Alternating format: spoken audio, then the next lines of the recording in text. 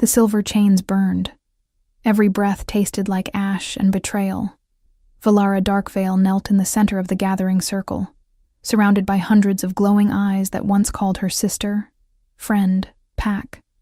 Now they called her nothing. Omega, traitor, worthless. The full moon hung heavy above, witness to her destruction, as Cale Thornridge stood before her with his cruel smile and colder heart. He had won. Her honor, her name, her very wolf, all stripped away with lies dressed as justice. The branding iron glowed white-hot, shaped into the mark of shame that would define her until death. She would not beg. She would not break. Not for him. The pain came like wildfire, searing through flesh and soul, rewriting everything she was into something lesser. When they threw her into the forbidden forest to die, she almost welcomed it. Almost. Until she felt it, a presence ancient and deadly, moving through the darkness toward her. Amber eyes like molten gold, a voice that commanded mountains to bow, and words that changed everything. You belong to me now, and I will destroy whoever hurt you. Before we continue with the story, tell us where you're watching from and how old you are. I hope you enjoy the story. The silver chains burned against Valara's wrists as they dragged her toward the center of the gathering circle. Every pack in the territory had assembled beneath the full moon, hundreds of wolves in human form creating a sea of glowing eyes and bared teeth. The ancient stones of the lunar gathering site rose around them like broken teeth, carved with runes that pulsed with ethereal light. The air smelled of pine smoke and wet earth, and underneath it all, the metallic tang of her own fear. Cale Thornridge stood at the center of the circle, his silver hair catching the moonlight like spun frost. His smile was cruel and beautiful, the expression of a predator who had already tasted victory. Valara Darkveil? His voice carried across the assembly, smooth as poisoned honey. You stand accused of betraying pack secrets to the Eastern Coalition. You have sold your honor, your loyalty, and the sacred trust of Shadowpine for gold and power. The words landed like physical blows. Valara's violet eyes swept across the crowd, searching for a single friendly face, anyone who might speak in her defense. But her pack members turned away, their expressions cold and closed. Her own alpha, Marcus Shadowpine, stood with his arms crossed, his weathered face carefully blank. He had already made his choice. They all had. I didn't. Valara's voice cracked, but she forced herself to stand straighter. The chains bit deeper into her skin, and she smelled the sickening scent of burning flesh where the silver touched her. I would never betray my pack. Kyle is lying. Silence! Kyle's power rolled over her like a wave, forcing her to her knees. The crowd murmured, impressed by his control. He was everything an alpha should be, strong, decisive, merciless. And she was nothing, just a she-wolf who had forgotten her place. The evidence is clear. Documents bearing your handwriting. Meetings with coalition wolves in the neutral zone. Your own cousin witnessed you accepting their blood payment. That was when Valara understood. Her cousin Mira stepped forward from the crowd, her eyes downcast, but her jaw set. The betrayal cut deeper than any silver chain. Mira had always envied her, always wanted what Valara had. And now Cale had given her the perfect opportunity to take it all. The Shadowpine lands will be absorbed into the Thornridge territory. Cale continued, his voice rising with triumph, as is the right of the victor when dealing with traitors. But first, the law demands we mark the guilty. He turned to Valara, and his eyes gleamed with malicious pleasure. Strip her of her rank. Let all know her shame. Two wolves grabbed her arms, forcing her forward. The branding iron glowed white-hot in the ceremonial fire, shaped into the Omega symbol, the mark of the lowest, the powerless, the worthless. Valara's heart hammered against her ribs as they pressed her face down against the stone altar. She could feel the heat of the iron approaching her shoulder blade, could smell the ceremony herbs that would make the mark permanent, binding her to this new designation until death. The pain was beyond anything she had imagined. The silver-laced iron seared through skin and muscle, and the magic in it dove deeper, rewriting something fundamental in her very being. Her wolf howled inside her mind, a sound of pure anguish as it felt itself diminished, forced down into submission. Valara screamed, her voice raw and broken, but she refused to beg. She would not give Kale that satisfaction. When they finally released her, she collapsed onto the cold stone, gasping. The Omega mark throbbed on her shoulder, a brand of shame that every wolf would be able to smell from now on. Kale crouched beside her, his hand gripping her chin and forcing her to look at him. "You should have accepted my offer," he whispered, his breath hot against her ear. "You could have been my mate, stood at my side as I united the territories. But you rejected me, humiliated me in front of the council. This?" He gestured to the mark on her shoulder. "This is mercy compared to what you deserve." So that was the truth of it. Kale's wounded pride, dressed up as justice. Valara wanted to spit in his face, but she no longer had the strength. Instead, she simply stared at him with all the hatred she could muster, memorizing his face so she could hate it properly in whatever afterlife awaited her. "Take her to the Forbidden Forest," Kale ordered, standing and brushing off his hands as if she were something dirty he had touched. "Let the moon goddess judge her there. If she survives until dawn, she may go free. If not," he shrugged, his meaning clear. Nothing survived a night in the Forbidden Forest. The ancient magic there twisted reality itself, and the creatures that dwelled in its depths had not tasted wolf blood in decades. They dragged her through the crowd, and she could hear the whispers following her like a dark tide. Omega, traitor, deserved. Words that would define her now, that would follow her forever if she somehow survived. The forest loomed ahead, a wall of darkness that seemed to swallow light itself. The wolves who carried her stopped at the tree line, shoving her forward so hard she fell to her knees in the moss. "Don't come back," one of them said, and she recognized him as someone who had once called her friend. His face was carefully expressionless now, his loyalty transferred to the new order. Then they were gone, and Valara was alone with the darkness. She forced herself to stand, even though every part of her body screamed in protest. The Omega mark continued to burn, a constant reminder of what had been taken from her.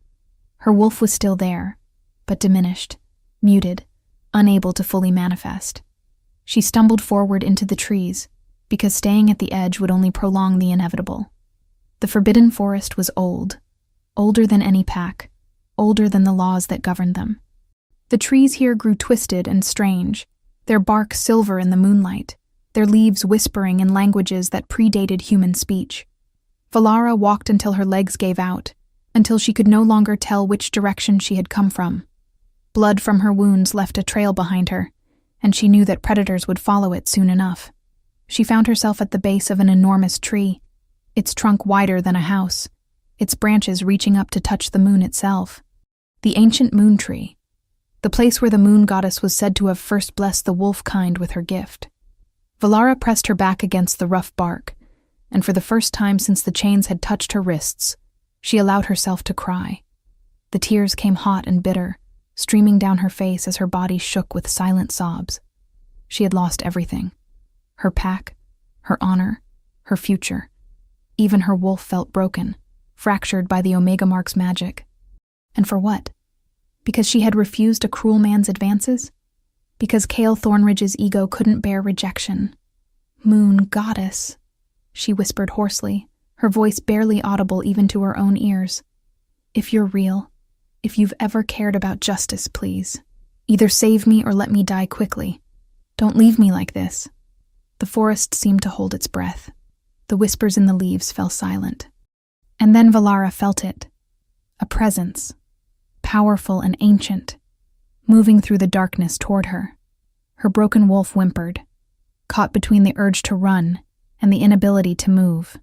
Every instinct screamed danger, but she was too exhausted to care anymore.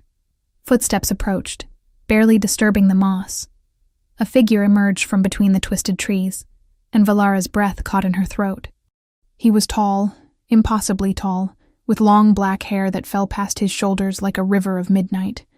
His face was angular and sharp, clean-shaven, with features that seemed carved from marble by a master sculptor. But it was his eyes that held her frozen, amber and gold, with a depth that suggested centuries rather than mere years. Eyes that glowed with an inner fire that had nothing to do with the moon's reflection. He wore dark clothing that spoke of wealth and power, and when he moved, it was with the fluid grace of a born predator. The air around him seemed to shimmer with barely contained strength, and Valara could feel her damaged wolf cowering in the face of such overwhelming dominance. This was an alpha unlike any she had ever encountered. No, not an alpha. Something more. The stranger stopped a few feet away, his head tilted as he studied her with an intensity that made her want to shrink into the tree bark. His nostrils flared slightly, taking in her scent, and she saw his eyes widen fractionally. Something flickered across his face. Surprise, recognition, hunger. His hands clenched at his sides, and she heard the faint creak of leather gloves tightening. "Who marked you?" His voice was deep and resonant, carrying a note of command that made her spine straighten despite her exhaustion. But underneath the authority, she heard something else. Fury, barely contained, like thunder gathering on the horizon. Valara tried to speak, but her throat had gone dry. She licked her lips, tasting blood and salt, and forced the words out. Cale Thornridge, the Thornridge Alpha. The stranger's expression darkened, his amber eyes flashing with something dangerous and primal. "He marked you Omega." It wasn't a question. He could smell it on her, see it in the way she held herself, feel it in the broken resonance of her wolf. His jaw clenched, a muscle jumping in his cheek. "Why?" "Because I refused him," Valara said, and was surprised by the bitterness in her own voice. "He wanted me as his mate. I said no, so he destroyed me instead." The stranger was silent for a long moment, his eyes never leaving hers. Then he moved, crossing the distance between them in 2 smooth strides. Valara flinched instinctively, but he wasn't reaching for her throat or her wounds. Instead, his hand came up to cup her face, tilting her chin up so she had to meet his gaze. His touch was surprisingly gentle, his palm warm against her cold skin. "Look at me," he commanded softly. She couldn't have looked away if she wanted to. His eyes held hers, and she felt something shift deep in her chest, a sensation like a key turning in a lock she hadn't known existed. The world seemed to tilt, reality rearranging itself around this single point of contact. Her broken wolf stirred, rising from its cowering position, suddenly alert and yearning. The stranger's eyes widened, his breath catching. His other hand came up, framing her face, and she felt a tremor run through his body. "Impossible," he whispered, but there was wonder in his voice rather than denial. "You're mine." "What?" Valara's voice came out as barely a breath. "The mating bond." His thumbs stroked her cheekbones with a reverence that made her heart stutter. "You're my fated mate. After centuries of searching, I find you here, broken and bleeding in the forbidden forest." His expression turned fierce, possessive, and utterly certain. "You belong to me now, and I will destroy anyone who tries to take you from me." Before Valara could process his words, he bent and lifted her into his arms as if she weighed nothing. She gasped, instinctively grabbing onto his shoulders for balance.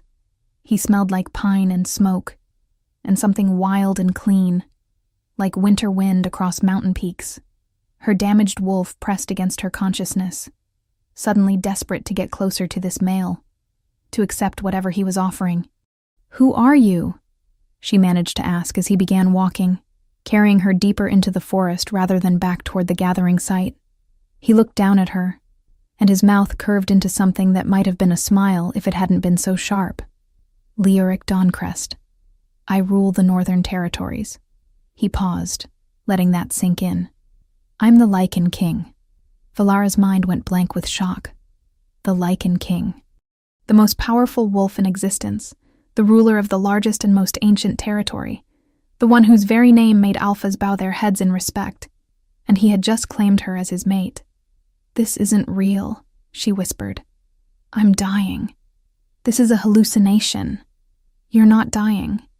Leoric's arms tightened around her, his pace never slowing, even though the forest around them grew darker and more twisted.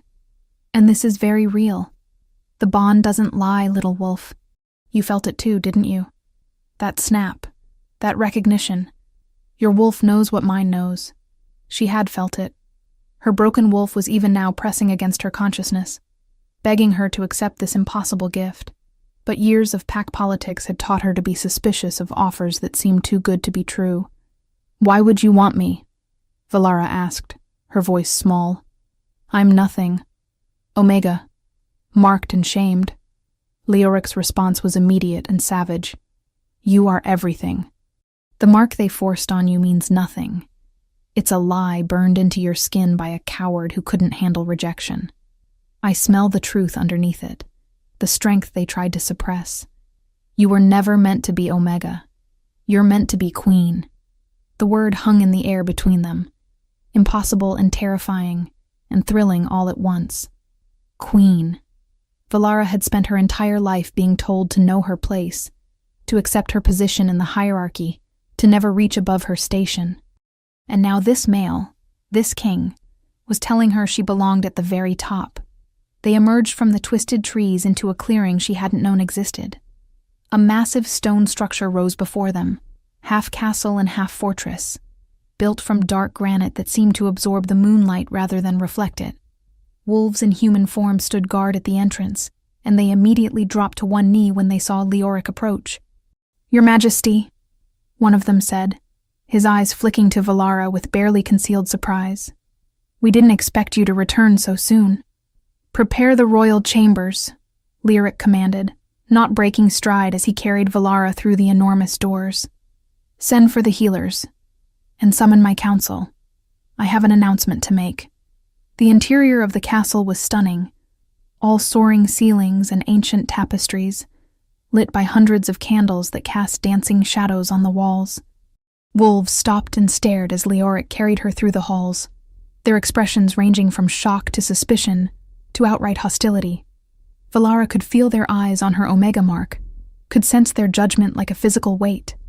Leoric carried her up a winding staircase and through a set of ornate doors into a suite of rooms that took her breath away.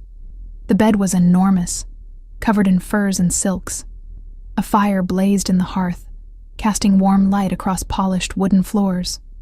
Tall windows looked out over the forest, and she could see the moon hanging huge and bright in the sky.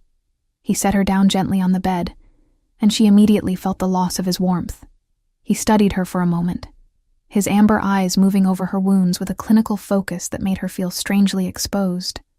"The mark," he said quietly, his hand hovering over her shoulder where the Omega symbol burned. "May I?" Valara nodded, not trusting her voice. Leoric's fingers traced the edge of the brand, and she felt his power flow into it, probing, examining. His expression grew darker with each passing second. "Silver-laced iron," he growled, "and binding magic. They wanted to make sure it was permanent." His eyes met hers, and she saw fury there that took her breath away. "I'm going to kill him for this. Kyle, Cale Thornridge, Marcus Shadowpine, every wolf who stood by and watched this happen. They will all answer for what they've done to you." His hand remained on her shoulder, warm and solid. "But first, we need to heal you. The mark can be dealt with later. There are ways to break binding magic if you know the right techniques. Right now, you need rest and proper treatment." A knock on the door interrupted them, and 3 women entered, their arms full of medical supplies and fresh clothing. They moved with the efficiency of people well-versed in treating injuries, but Valara noticed the way their eyes kept darting to Leoric, seeking his approval. "This is Valara," Leoric said, his voice carrying absolute authority. "She is my fated mate, your future queen. You will treat her with the respect and care befitting her position. Anyone who fails to do so will answer to me personally." The women's eyes widened, but they quickly dropped into curtsies. "Yes, your Majesty," they murmured in unison. Leoric turned back to Valara, his expression softening slightly. "I'll be just outside. If you need anything, if anyone makes you uncomfortable, call for me." He hesitated, and she saw something vulnerable flicker across his face. "I know this is overwhelming. I know you have no reason to trust me. But I promise you, little wolf, I will protect you. Always." Then he was gone, the door closing softly behind him. Valara found herself alone with the three women, who immediately began fussing over her with professional competence. They cleaned her wounds, applied healing salves that smelled of herbs and magic, and helped her out of her torn clothing and into a soft robe that felt like heaven against her battered skin. "You're very lucky," one of them said, as she wrapped fresh bandages around Valara's wrists where the silver chains had burned her. "The king has never claimed a mate before. In 500 years, you're the first." 500 years? Valara repeated faintly. The woman nodded. "He's the oldest and most powerful Lycan in existence. Most wolves live maybe 200 years if they're strong and lucky. The king, he's something else entirely. We've all wondered if he would ever find his mate, or if he was destined to rule alone forever." Another woman brought forward a tray of food, bread and cheese and meat, that made Valara's stomach growl despite everything.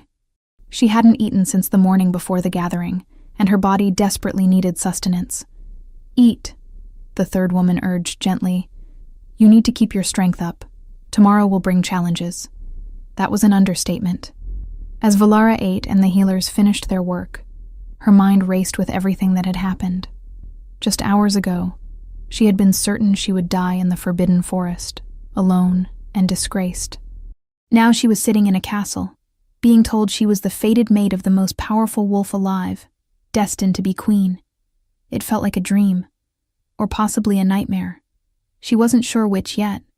The healers finally left, promising to return in the morning to check on her progress. Alone in the enormous room, Valara found herself drawn to the windows. The moon hung heavy and bright, and she pressed her palm against the cool glass, staring out at the forest below. The door opened behind her, and she felt Leoric's presence before she saw him. He had changed clothes, trading his travel-worn outfit for dark pants and a simple shirt that did nothing to hide the powerful lines of his body.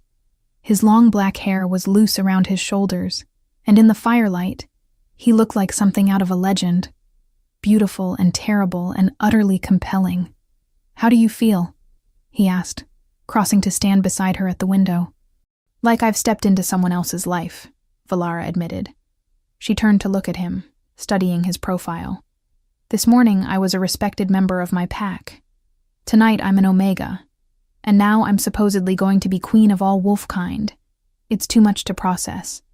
Leoric was quiet for a moment, his eyes fixed on the moon. "I know what it's like to have your entire world change in an instant," he said finally. "I was born the youngest son of a minor alpha. I wasn't supposed to be anything special. Then the plague came, wiping out most of the royal line. I was the only one with enough royal blood to stabilize the magic that holds the territories together. At 23 years old, I went from nobody to king, and I've been ruling ever since." "That was 500 years ago," Valara said softly. "Give or take a few decades." He smiled, but it didn't reach his eyes. "Being king isn't the gift most wolves think it is. The power is intoxicating, yes, but the loneliness." He trailed off, shaking his head. "I've watched everyone I ever cared about grow old and die. I've buried friends, allies, lovers, and through it all, I've waited for the one person who could stand beside me as an equal, the one the moon goddess chose for me." He turned to face her fully, and the intensity in his amber eyes made her breath catch. "I felt it the moment your scent reached me in the forest. Like coming home after centuries of wandering. Like finding water after dying of thirst. The mating bond doesn't care about rank or shame or politics. It simply is." Valara wanted to believe him. Every instinct in her body was screaming at her to accept this gift, to lean into his strength and let him carry her burdens. But years of learning to protect herself made her hesitate. "Kyle said I could be his mate too," she pointed out. "Look how that turned out." Leoric's expression darkened with rage. "Cale Thornridge is a child playing at power. He wanted to own you, to use you to strengthen his position. That's not what a true mate bond is." He stepped closer, and she could feel the heat radiating from his body. "I don't need you for power, Valara. I'm already the most powerful wolf alive.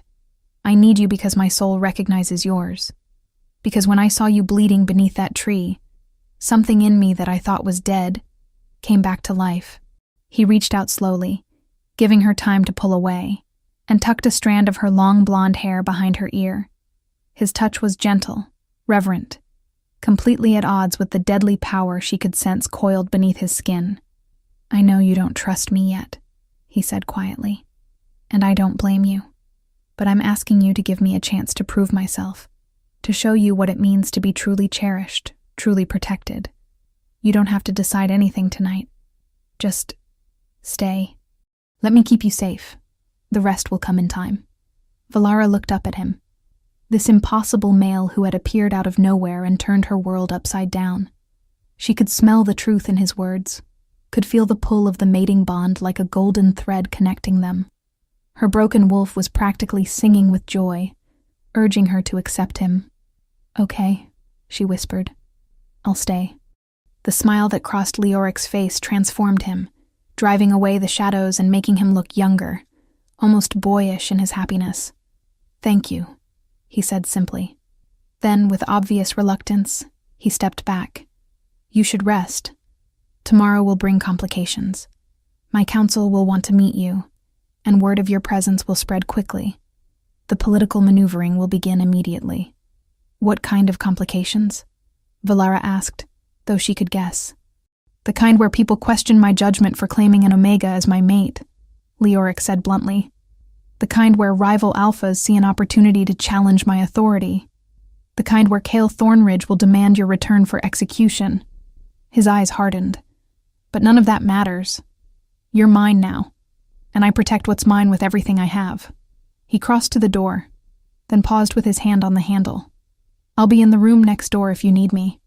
The bond will let you feel where I am. Just follow that pull. Don't hesitate to call if you need anything." After he left, Valara found herself alone in the enormous bed, surrounded by luxury she had never imagined. The sheets were softer than clouds, the furs warm without being heavy. But despite her exhaustion, sleep eluded her. Her mind kept replaying everything that had happened. Cale's betrayal, the burning of the Omega mark, Leoric's amber eyes as he claimed her as his mate. She could feel him through the wall, a warm presence that her wolf kept trying to reach for. The mating bond was growing stronger by the minute, and part of her terrified that she was falling too fast, trusting too easily. But another part of her, the part that was so tired of fighting and surviving alone, wanted nothing more than to surrender to this impossible gift the moon goddess had given her. The next morning brought exactly the complications Leoric had warned her about. Valara woke to find fresh clothing laid out for her. A dress of deep blue silk that matched her eyes, elegant and clearly expensive. The healers returned to check her wounds, pronouncing themselves satisfied with her progress. "The king requests your presence in the council chamber," one of them said as they finished. "Don't worry, he'll be there, and he won't let anyone harm you." The walk through the castle was an education in hostile stares and whispered conversations. Every wolf they passed stopped to watch her, their eyes moving from her face to the Omega mark on her shoulder with barely concealed disgust or contempt. Valara held her head high, refusing to show how much their judgment hurt. But inside, her newfound confidence wavered. The council chamber was enormous, with a vaulted ceiling and walls lined with tapestries depicting ancient battles. A long table dominated the center of the room, and seated around it were some of the most powerful-looking wolves Valara had ever seen. They all turned to look at her as she entered, and the weight of their combined attention made her want to flee. Leoric stood at the head of the table, and his eyes found hers immediately. She felt the bond flare between them, warm and reassuring. He held out his hand, and she crossed to him, letting him guide her to the seat at his right hand, the position of the queen. "Council members," Leoric said, his voice carrying absolute authority. "I present to you Valara Darkveil, my fated mate and your future queen." The room exploded into chaos. Half the council members surged to their feet, their protests overlapping into an incomprehensible din. Valara caught fragments. Omega. Unworthy. Weakens the crown. Political suicide. Each word landing like a blow. Silence. Lyoric's power rolled through the room like thunder, forcing every wolf back into their seats. His eyes had gone cold and dangerous, and Valara could see why he had ruled unchallenged for 5 centuries. I did not call this meeting to debate my choice. The mating bond is sacred, ordained by the moon goddess herself. To question it is to question her wisdom. An older woman with silver-streaked hair leaned forward, her expression troubled but respectful. Your Majesty, we don't question the bond. But you must understand how this appears. An Omega from a disgraced pack, marked and shamed by her own alpha. The other territories will see this as weakness. They will challenge you. Let them try, Lyoric said coldly. I've ruled these territories for 500 years. I've put down rebellions, survived assassination attempts, and crushed anyone foolish enough to think they could take my crown. If some upstart alpha wants to challenge me over my mate, I welcome them to try. It will be a short fight. A younger man, handsome in a sharp way that reminded Valara unpleasantly of Kale, spoke up. The Thornridge Alpha has already sent word. He demands the Omega be returned to face execution for her crimes. He claims the law is on his side, that she was legally marked and cast out, and that harboring her is an act of war. Valara felt her stomach drop, but Leoric's hand found hers under the table, squeezing gently. Kale Thornridge can demand whatever he likes. He has no authority here. And as for his accusations, he looked at Valara, his eyes softening slightly. Tell them what really happened. So Valara did. She told them about Kale's proposal, her rejection, the false accusations he had planted. She explained about her cousin's betrayal, about the evidence that had been fabricated, about Kale's confession to her before they cast her into the forest. As she spoke, she saw several council members' expressions shift from skeptical to thoughtful to angry. This is a serious accusation, the silver-haired woman said when Valara finished. Do you have proof? She is my mate, Leoric said flatly. That's all the proof I need. The bond would not form between myself and someone truly corrupt or dishonorable. The moon goddess chose her for me, and I trust her judgment. Another council member, a grizzled old wolf with scars covering his face, grunted. The king makes a fair point. The bond doesn't lie, but that still leaves us with a political nightmare. If we accept this Omega, she is not Omega, Leoric interrupted, his voice dangerous. That mark is a lie, and I will prove it. Valara, show them your wolf. Valara felt panic surge through her. I can't. The mark suppressed it. I haven't been able to shift since... Trust me, Leoric said, turning to face her fully. His hands came up to cup her face, and she felt his power flow into her, warm and vast and ancient. The mark is strong, but I'm stronger. Let me help you. His power poured into her like liquid fire, burning away the bindings that held her wolf trapped. Valara gasped as she felt her wolf surge forward, no longer broken or cowering, but strong and furious and ready to be free. The shift came over her in a rush, faster and smoother than it had ever been before. The council chamber erupted in shocked murmurs. Because the wolf that now stood where Valara had been wasn't the small, weak creature of an Omega. She was large and powerful, with fur like spun gold and eyes that glowed with an inner light. Moon-blessed, the old word whispered through the room. The chosen of the goddess. Leoric knelt beside her wolf form, his hand burying in her fur. You see, he said to the council, though his eyes never left Valara. She was never Omega. Kale Thornridge tried to break something precious because he couldn't possess it. He failed, and now he will pay. Valara shifted back, the change coming easily now that the bindings were broken. She found herself naked in the middle of the council chamber. But before she could panic, Leoric was already removing his shirt and wrapping it around her. The garment swallowed her, but it was warm and smelled like him, and her wolf practically purred at being wrapped in their mate's scent. The mark, the silver-haired woman said, her voice awed. She had moved closer, staring at Valara's shoulder. It's fading. Valara looked down and saw it was true. The Omega symbol that had burned so bright was now just a faint outline, already disappearing as her wolf's true strength reasserted itself. By tomorrow, it would be gone completely, as if it had never existed. "This changes things," the scarred old wolf said, his expression thoughtful. "A mate who carries the moon goddess's blessing. That hasn't been seen in centuries. The other territories won't be able to dismiss this as weakness. They'll have to acknowledge it as a sign of divine favor." "Exactly," Leoric said. "Which is why tomorrow, at the full moon gathering, I will formally present Valara as my mate and future queen. Every pack will witness our bond, and the moon goddess herself will bless our union. After that, anyone who challenges us will be challenging the goddess's will directly." He turned to Valara, and she saw both pride and possessiveness in his amber eyes. "How do you feel?" "Stronger," she admitted. "Like I can breathe properly for the first time in days." She looked down at the fading mark. "Thank you. Don't thank me for breaking chains that never should have been placed on you," Leoric said, his voice rough. "Thank me by standing beside me tomorrow and showing all of them exactly what they tried to destroy." The council continued for another hour, discussing logistics and security and political ramifications. Valara listened, gradually realizing just how much her presence had complicated Leoric's rule.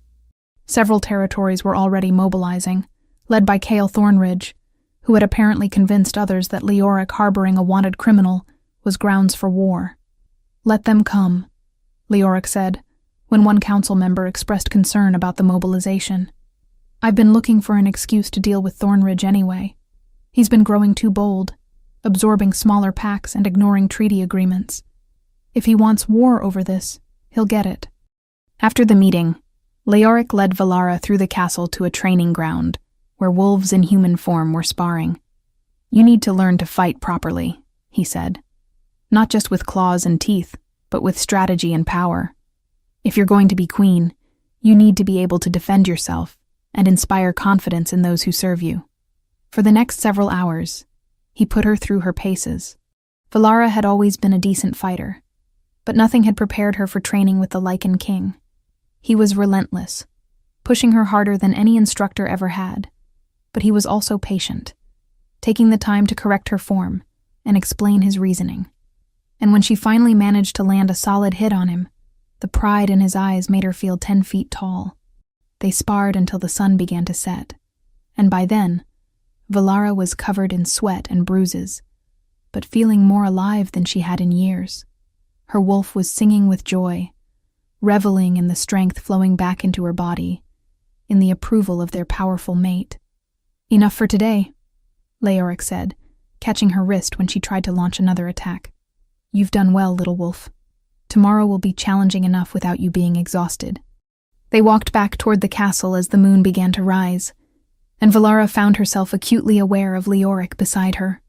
The mating bond was growing stronger by the hour, and her body was responding to his proximity in ways that both thrilled and terrified her.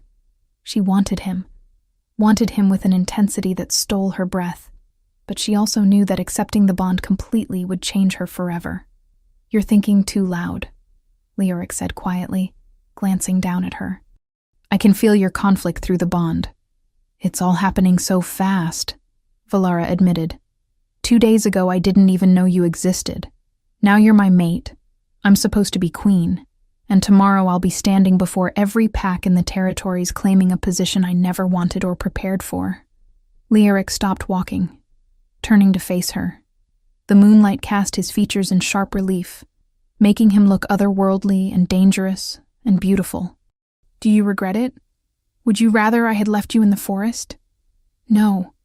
The word came out more forcefully than she intended.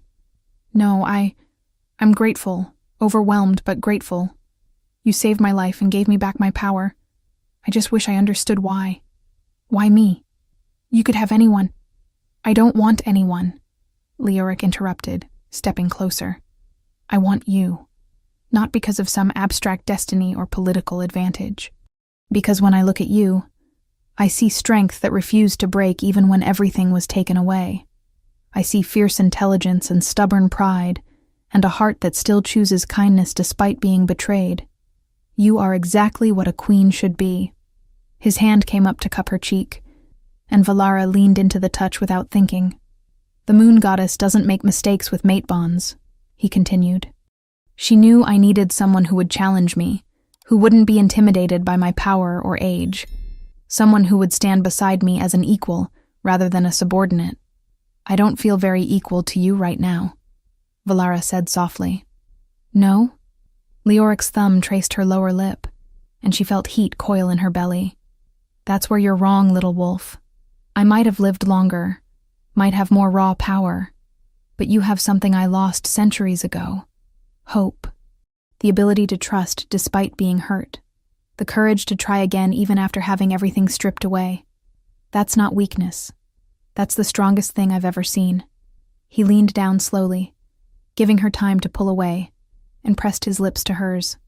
The kiss was gentle at first, almost chaste, but Valara felt it like an electric shock through her entire body. The mating bond flared to life between them, golden and bright and overwhelming. She gasped against his mouth, and he took advantage, deepening the kiss, his tongue sliding against hers in a way that made her knees go weak. When they finally broke apart, both of them were breathing hard.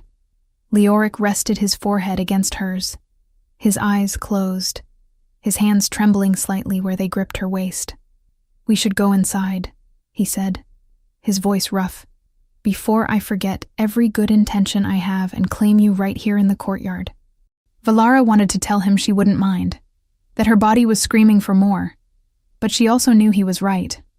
Tomorrow was important, and they needed to be at their best.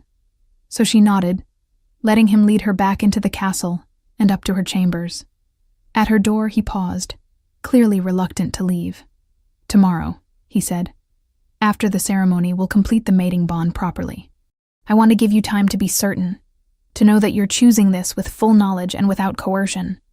"I'm certain now," Valara said, surprised by her own confidence. Leoric smiled, but he shook his head. "Tomorrow. Give yourself one more night to be sure. If you still want this after standing before every pack, after seeing exactly what being my mate entails, then I'll make you mine in every possible way. But not before." He kissed her again, quick and hard, then forced himself to step away. Valara watched him disappear into his own chambers, then closed her door and leaned against it, her heart racing. Tomorrow would change everything. She could feel it in her bones, in the pull of the mating bond, in the way the moon seemed to shine brighter through her window. She just hoped she was ready. The full moon gathering was even more impressive than the one where Valara had been marked. Every major pack had sent representatives, and the gathering site was packed with hundreds of wolves, all dressed in their finest and watching with barely concealed curiosity. Word of the Lycan King's shocking choice in mate had spread quickly, and Valara could feel the weight of their judgment from the moment she stepped into the circle. Leoric walked beside her, magnificent in formal clothing that marked him clearly as royalty. His long black hair was pulled back, revealing the strong lines of his face, and he radiated power that made every other wolf in attendance seem diminished by comparison.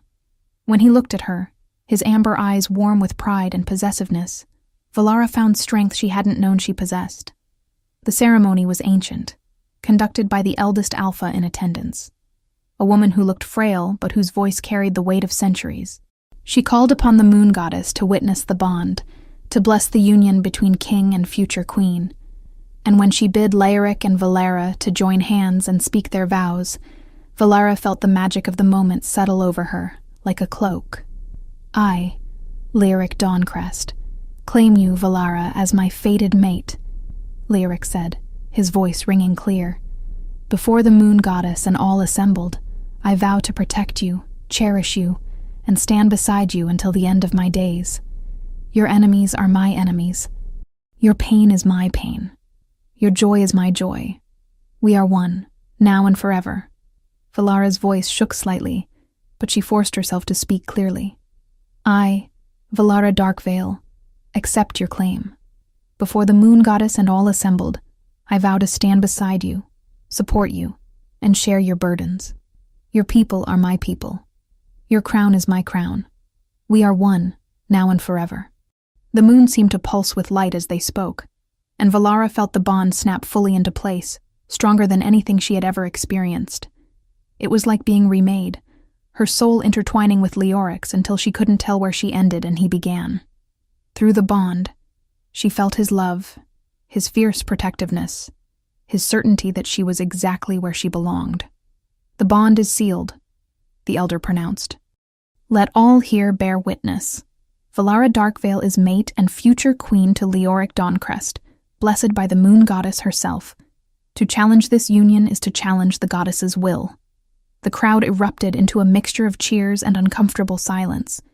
But before anyone could protest, a commotion at the edge of the circle drew everyone's attention. Cale Thornridge had arrived, flanked by a dozen of his strongest warriors, his silver hair glowing in the moonlight, and his expression twisted with rage. "This ceremony is a mockery," he shouted, his voice carrying across the gathering. "That Omega is mine by right. I marked her, cast her out. The Lycan king has no authority to overturn pack justice." Leoric's expression went cold and deadly. He stepped in front of Valara, his power rolling off him in waves. "You marked nothing but your own cowardice, Thornridge. You destroyed an innocent woman because she rejected you. The moon goddess has shown her truth. Valara was never Omega, and your false mark has been erased." "Lies," Kyle snarled. "She's bewitched you somehow, used dark magic to—" "Enough." Leoric's voice was quiet, but it carried more menace than any shout. "I've heard your accusations, Cale Thornridge, and I find them lacking. However, if you truly believe you have a claim to my mate, there is an ancient way to settle this. Trial by combat. You and I, here and now. The victor claims the prize." The crowd gasped. Trial by combat was rarely invoked, and only for the gravest disputes. For an alpha to challenge the Lycan king was essentially suicide. No one had ever defeated Leoric in single combat. But Cale, driven by rage and wounded pride, was foolish enough to accept. "I accept your challenge," he said, stripping off his shirt and beginning to shift. What followed was less a fight than an execution. Kyle was strong and fast, but Leoric was something beyond that. He moved with centuries of experience, every strike precise and devastating. Within minutes, Cale was on the ground, his throat beneath Leoric's jaws, his submission clear. "You have a choice," Leoric said, his voice distorted by his partial shift. "Accept your defeat. Acknowledge that Valara was never yours, and live in exile. Or continue this farce and die here." Kyle, to his credit, knew when he was beaten. "I submit," he gasped out. "I acknowledge my defeat." Leoric released him, shifting back to human form. "You are banished from all territories under my control. If you ever set foot here again, if you ever speak Valara's name again, I will finish what I started here. Do you understand?" Kyle nodded, his eyes filled with hatred but his body broken. His warriors helped him to his feet, and they disappeared into the darkness, their disgrace complete. The gathering continued, but the mood had shifted. Where there had been doubt, there was now respect and fear.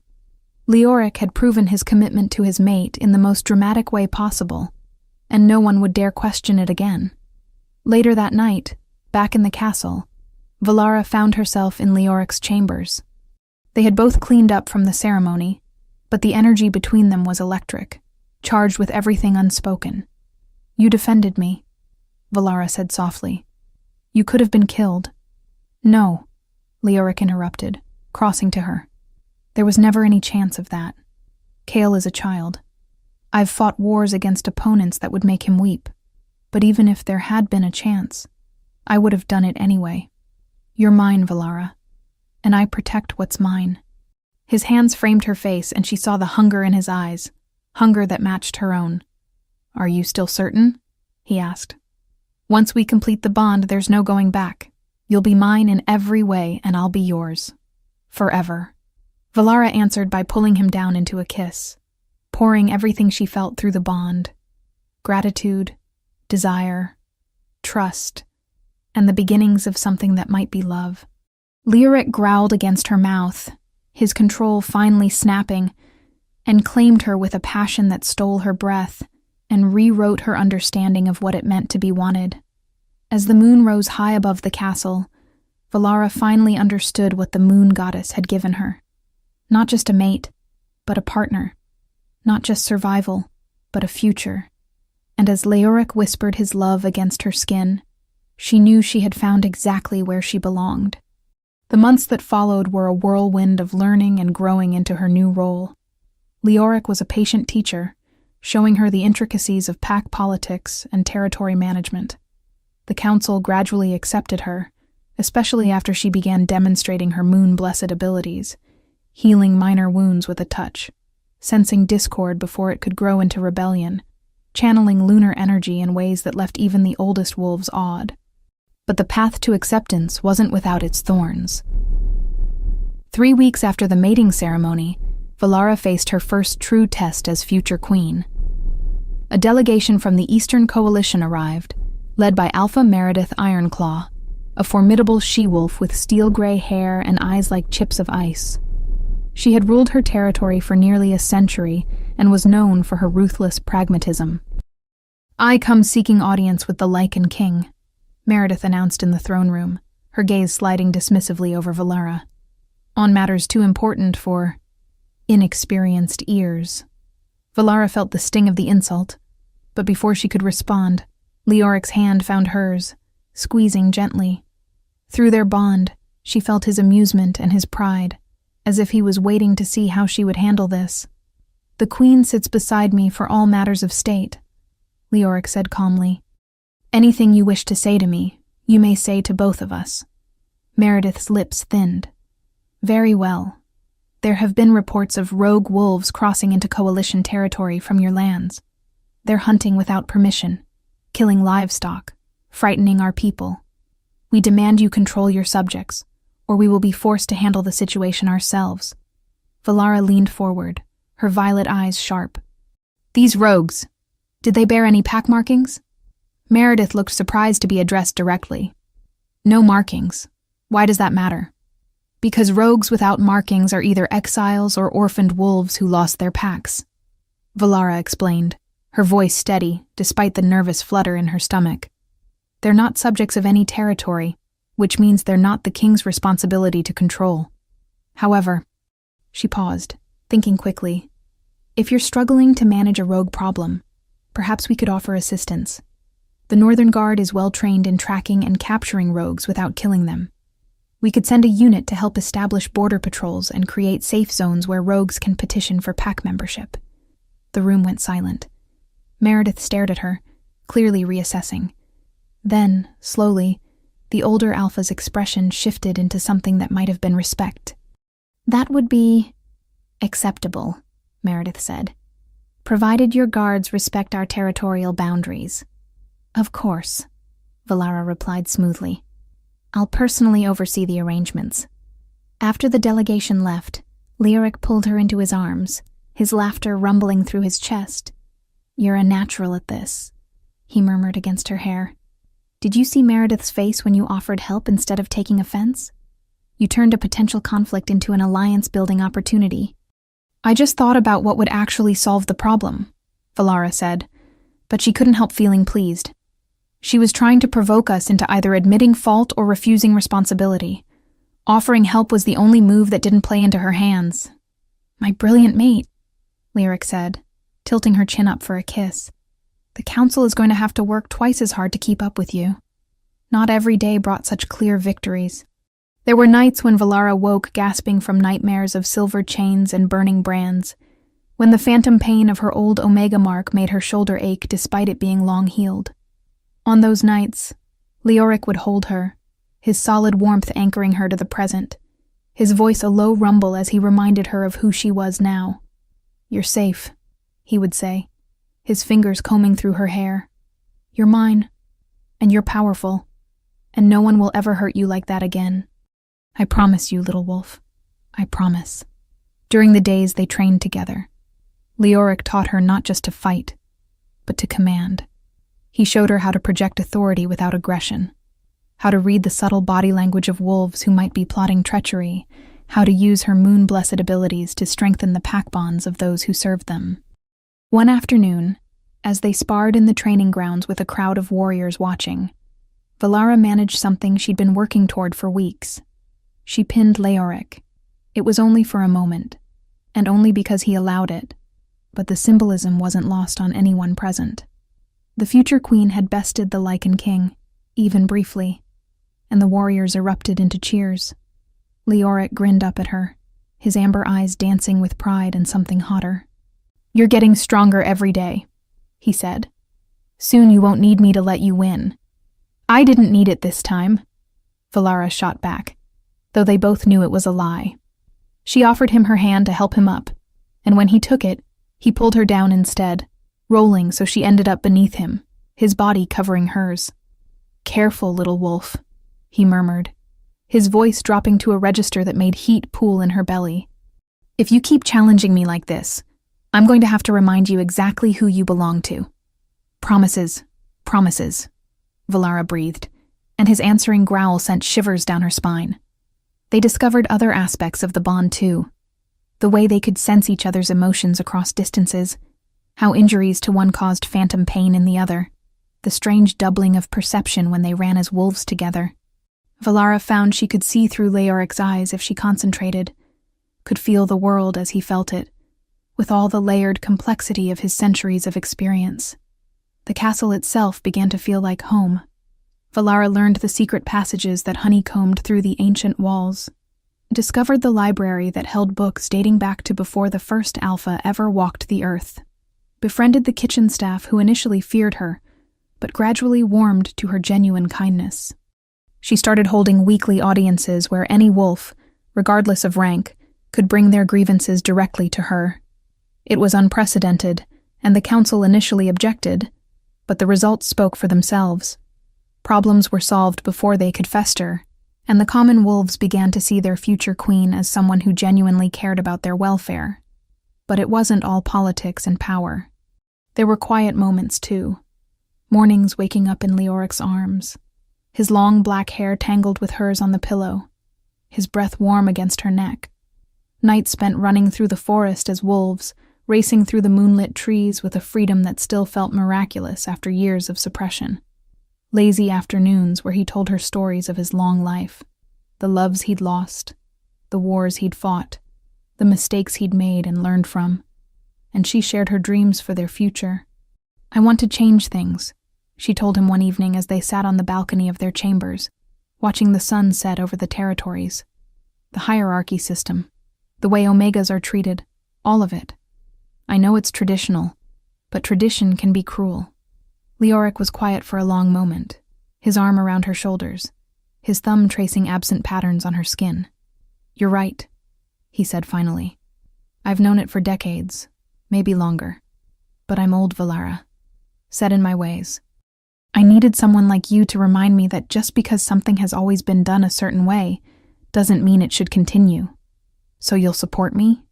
Even if the council fights it, I'll do more than support you," Leoric said, turning her to face him.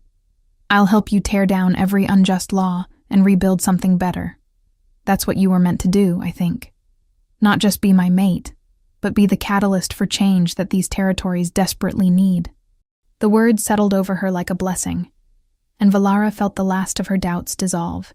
She had been afraid that Leoric had claimed her only for the bond, that once the novelty wore off, he might resent the complications she brought to his rule. But the love she saw in his eyes, the absolute certainty that she was exactly where she belonged, told her a different story. As the full moon of her official coronation approached, Valara felt the weight of expectation settling on her shoulders. This wasn't just a ceremony. It was a statement to every pack in the territories that the old ways were changing, that power could come from unexpected places, that the moon goddess's blessings didn't always follow predictable paths. The night before the coronation, Valara couldn't sleep. She stood at the window of their chambers, staring out at the moon, and felt the goddess's presence stronger than ever before. It was as if the divine was reaching down to touch her directly, filling her with a certainty that burned brighter than any doubt. "Can't sleep?" Leoric's voice came from behind her, rough with drowsiness. "I keep thinking about tomorrow," Valara admitted. "What if I'm not ready? What if I fail them?" Leoric came to stand behind her, his arms wrapping around her waist, his chin resting on top of her head. You won't fail. Do you know how I know? He didn't wait for her answer. Because you care enough to be afraid of failing. That's what makes a good ruler, Valara. Not fearlessness, but the understanding of what's at stake, and the determination to protect it anyway. You always know what to say, she murmured, leaning back into his solid warmth. I've had 500 years to practice, he said, and she could hear the smile in his voice. Come back to bed, little wolf. Tomorrow we show them all exactly what we're capable of together. And when she finally stood before the assembled packs at her official coronation, crown of silver moonflowers resting on her golden hair, Leoric beside her with pride shining in his amber eyes, Valara knew without doubt that the moon goddess had not made a mistake. She had been shamed, broken, and cast out, but she had also been remade into something stronger, something necessary, something transformative. She was no longer just Valara Darkveil, the she-wolf who refused to bow to a tyrant's demands. She was Queen Valara Dawncrest, blessed by the moon, mate to the Lycan king, and protector of all who sought justice in their territories. And anyone foolish enough to threaten what she and Leoric had built would learn exactly why the moon goddess had chosen her. Together, they would rule not with fear, but with strength tempered by compassion, with ancient power balanced by new wisdom, with tradition honored but not enslaved by it. And their story would be told for generations. The king who waited 500 years for his perfect mate, and the queen who rose from disgrace to stand beside him as an equal, to challenge him, to change him, and ultimately to complete him in ways he had never imagined possible. Beneath the eternal moon, they had found each other, and that was the truest magic of all. Not the power that flowed through their veins or the authority they wielded, but the simple, profound miracle of two souls recognizing their other half and choosing, every day, to build something beautiful together. We'd love to hear your thoughts on this beautiful love story. Let us know what you thought of this tale full of emotions and surprises. Tell us your name, where you're watching from, and rate this story from 0 to 10 if it touched your heart. And if you enjoyed the plot, don't forget to leave a like and subscribe to the channel so you don't miss the amazing new stories coming soon. See you next time.